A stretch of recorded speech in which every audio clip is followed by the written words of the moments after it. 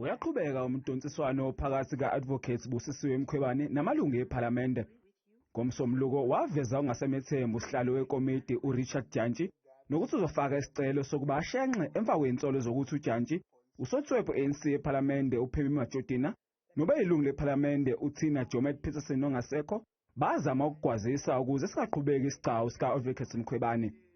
Lokhu kuphazamisekile emva kokuthi ummeli eveze ukuthi uAdvocate Mkhwebane akamemukeli.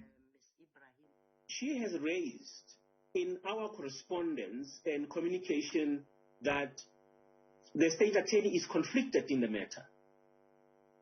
And therefore,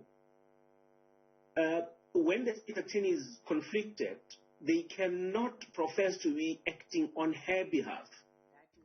uAdvocate Mkhwebane wasala engenamameli emva kokuthi ihhovisi likaMvikeli Womphakathi ebelikhokhela abameli bakhe laveza ungabikho kwemali yokuqhubeka nokukhokhela izindleko zokumelwa Esigcawini. Kwabe seyongeza ngo4 million amarandi wokuthola abameli abasha. Kodwa uAdvocate Mkhwebane uthi bekumele bamnike ithuba lokuyikhethela abameli.